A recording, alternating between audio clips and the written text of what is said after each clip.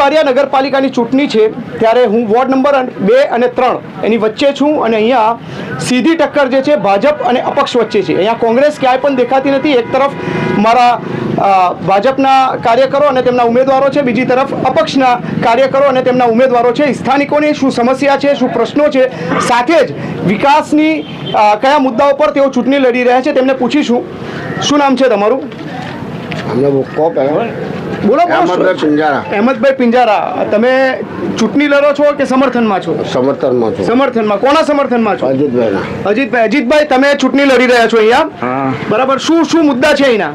કશું મુદ્દા નથી. એટલે બધું ચાંદી જેવું? ચાંદી જેવું જ છે ને. એવું છે તો એ ચાંદી પછી મને બતાવો, આ પ્રોગ્રામ આપનો પતે એટલે. અહીંયા શું પ્રશ્નો શું છે? બધા કામો ચાલે છે ભાજપની સરકારમાં. કામો બધા ચાલે છે, પરંતુ મુદ્દા તો કોઈક હશે ને, મુદ્દા ઉપર ચૂંટણી થતી હોય. મુદ્દા તો સરકાર સારી છે, બરોબર છે, એના હિસાબથી કામો ચાલે છે. લોકોના પ્રશ્નો શું છે? કશું નથી. કોઈ જ પ્રશ્નો, કોઈ જ તકલીફ નથી. ભાઈ, તમને કોઈ તકલીફ છે કે નહીં? તકલીફ છે ભાઈ? બોલો. સમાજની દરેક રીતે તકલીફ પડી રહી છે. એટલા માટે અમે સમાજના માટે, સત્તા માટે નહીં પણ સેવા માટે નીકળ્યા છે. અપક્ષની પેનલ બનાવીને અમે વાતોથી નહીં પણ કામથી ઓળખાવ. તમે પણ ઉમેદવારી નોંધાવી છે? મારા કાકાએ નોંધાવી છે, મારા મામા બી નોંધાવી છે, ને 2 બહેનો બી મારી બહેનો જ છે જોડે, એમને નોંધાવી છે. હા. પેલા ભાજપ વાળા એવું કે છે કે અહીંયા કોઈ પણ તકલીફ નથી, બધું જ ચાંદી છે. ના, સમાજની તો ઘણી ખરી તકલીફ છે. અમારા સમાજની અંદર ગાર્ડન નથી, સમાજના અંદર કોઈ હોલ નથી, સમાજની અંદર કોઈ ગૃહ ઉદ્યોગ નથી, બરાબર. એ બધું નગરપાલિકાની અંદર બધા કામો મળે છે. એટલે હવે આ અપક્ષની પેનલ આવી લાવશું, અમે જીતાડશું બહુમતીથી, અને આ સમાજના દરેક કામો અમે કરશું. અમારે બગીચામાં જવા માટે બજારમાં જવું પડે છે. અમને એવું કે છે કે કોઈ ગાર્ડન નથી, ગૃહ ઉદ્યોગ નથી, અને સાથે જ પ્રશ્નો અનેક છે, પણ કોઈ જમીન તો આલવા માંગતું નથી. નહીં, બધું પણ એવું છે. તો ખરાબાની જગ્યા હોય કે બીજી કોઈ જગ્યા હોય, સરકારી પડતર જે છે એ કોણ આપશે? એ ભાઈ થોડી આપશે. બહુ જગ્યા છે, કોઈ એ જગ્યા કોણ આપશે? તમે કહો તો સરકાર. લોકો કે તો બનાવે ને. તમે કોઈ કહેતા નથી, એવું કેવું છે એમનું? કોઈ કહેતું જ નથી ને. અત્યાર સુધી કોઈ ગાર્ડન માંગ્યો જ નથી. પહેલી વખત, પહેલી વાર કીધું છે. તમે શું કહેશો અત્યારે આ યુવાનોને લઈ અને જે છે એમાં શું કહેશો? અરે ભાજપના બેનર ઉપર ચૂંટણી લડી રહ્યા છો. ભાજપના કાર્યકરો તો ખૂબ જ મજબૂત અને અગ્રેસિવનેસ ચૂંટણી લડતા હોય છે, ત્યારે કેમ તમે પાછળ જાઓ છો?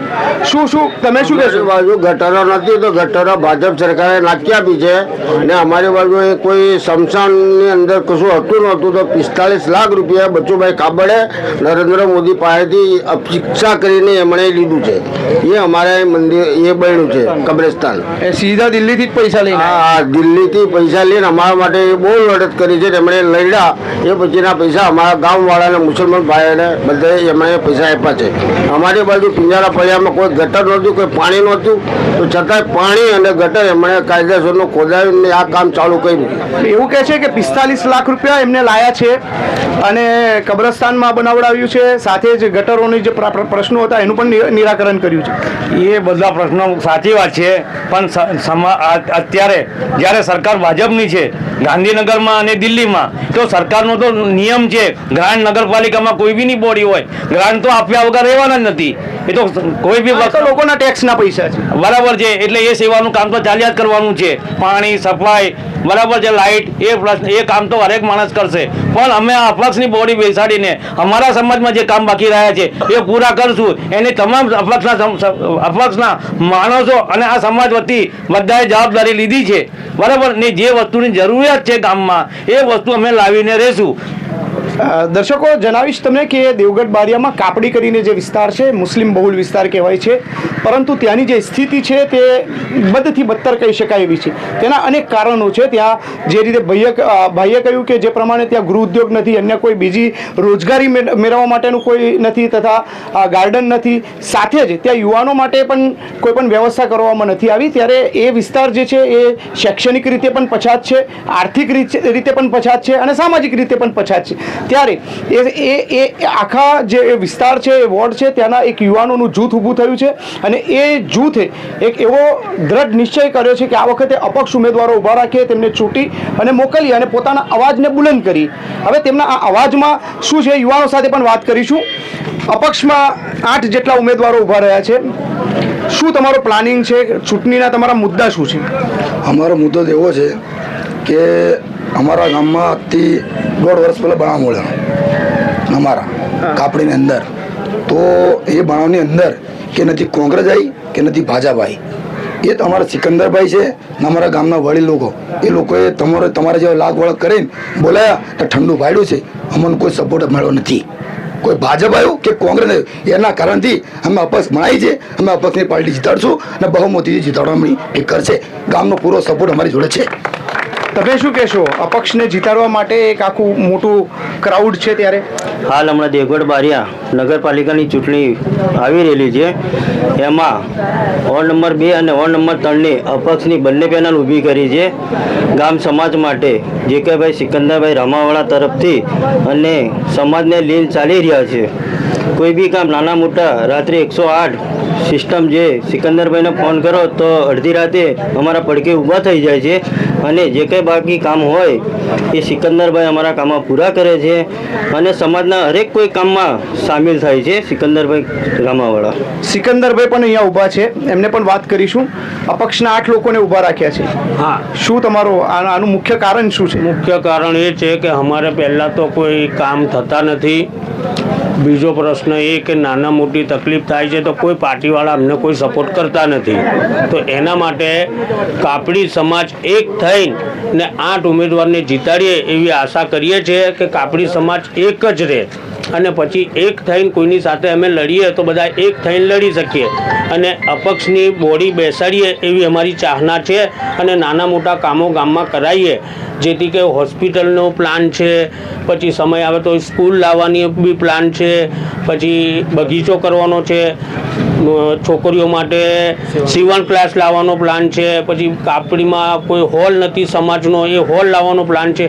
આવા તેવા બધા નાના મોટા મુદ્દા છે જે કરવા અમે માંગીએ છીએ. નાનું મોટા કામો તો થોડા ઘણા થાય છે, ગટર પાણી હેલું પેલું તો, પણ પછી બી ગટરો બી તકલીફ છે, રસ્તાની તકલીફ છે, પાણીની બી તકલીફ પડે છે, લાઇટોની બી તકલીફ પડે છે. એના માટે આ જૂથ અમે ઊભું કર્યું છે કે આપણે અપક્ષમાં લડાઈએ અને આપણી સમાજનું કોઈ નાનું મોટું કામ કરીએ અને સમય આવે તો પોલીસ સ્ટેશનમાં બી કોઈ આગેવાન તરીકે જવા તૈયાર નથી થતા. એના માટે કોઈ એક જૂથ બનાવીએ ને એ જૂથ આખી ટીમ વર્ક બનીને સમાજનું નાનું મોટું કામ કરે એવું અમે ઈચ્છીએ છીએ. સુનિતા વિલિયમ ચાંદ પર જતી રહી છે ત્યારે સિકંદરભાઈ હજુ સીવન ક્લાસ સુધી અટક્યા છે અને તેનું કારણ જ છે, મેં પહેલાં પણ કહ્યું કે જે પ્રમાણે વિસ્તારને પછાત રાખવા માટેના જે પ્રયાસો થયા છે અને એ આખા વિસ્તારને ડેવલપમેન્ટથી ખૂબ દૂર રખાયો છે, ત્યારે એ ન થવાના કારણે જ એક આ યુવાનોનું સૂર ઊભું થયું છે અને અપક્ષ તરીકે ચૂંટણી લડી રહ્યા છે. મજીદભાઈ, તમારી સાથે હવે વાત કરીશ. અપક્ષવાળા દાવો કરે છે કે કાપડી સમાજ સાથે છે અને થ્રુ આઉટ જીતવાના છે. ના જીતે એમ તમે કહો છો, પણ એ તો બધા તમારા કરતા વધારે માણસો એમની જોડે છે હાલ. બધા જ કહેવાના છે ને સાહેબ. એવું છે તો આપણે પરિણામના દિવસે મળીશું. તો સારું.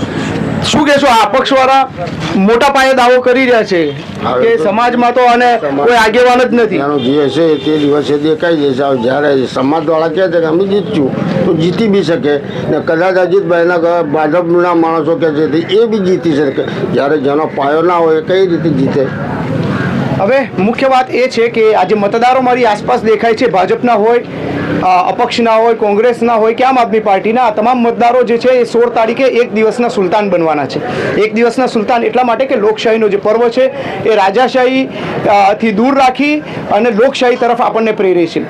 આ રાજવી શહેર છે, પંચમહાલનું એક સમયનું પેરિસ કહેવાય છે.